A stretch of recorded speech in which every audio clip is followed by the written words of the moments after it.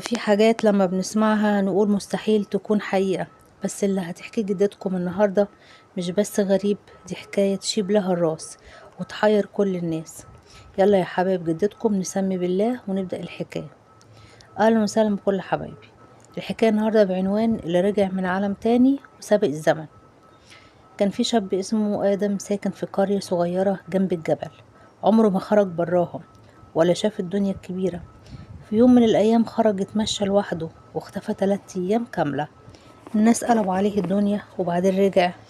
الغريب بقى إن آدم لما رجع كان لابس هدوم مش من الزمن بتاعه، وكان بيتكلم كلام غريب. سألوه كنت فين؟ قال لهم كنت في مدينة تحت الأرض مليانة نور وأبراج من ذهب وناس بيتكلموا من غير صوت.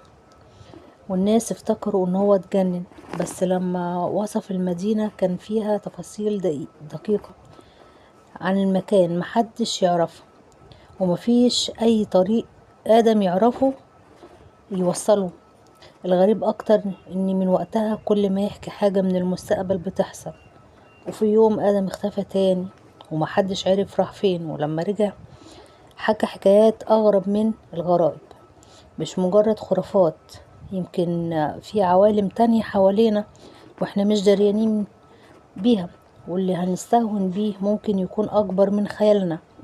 ادم رجع من المدينة الغريبة دي بقى انسان تاني، كان بيقعد ساكت بالساعات مبيتكلمش مع اي حد ويقعد يفكر وباصص للسما كأنه سامع صوت مش من مكانه، مش حواليه يعني.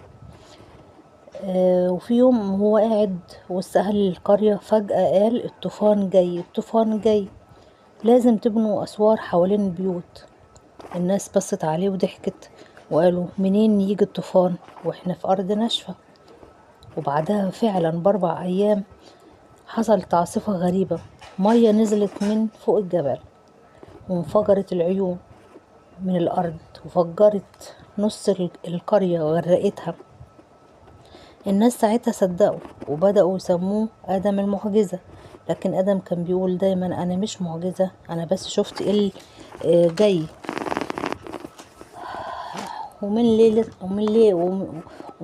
من الليالي قال لأمه يعني لو اختفيت تاني ما تدوريش عليا، أنا راجع هكمل رسالتي اللي شفتها وحصلت لي.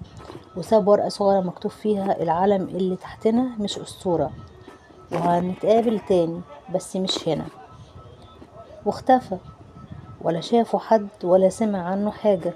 بس بعد سنين طويلة طفل صغير في قرية تانية كان بيحكي نفس الكلام وبيقول انه شاف مدينة تحت الارض وناس من نور، وكان اسمه برضو آدم. وفي النهاية اللي نعرفه عن دنيتنا نقطة واللي ما نعرفوش بحر.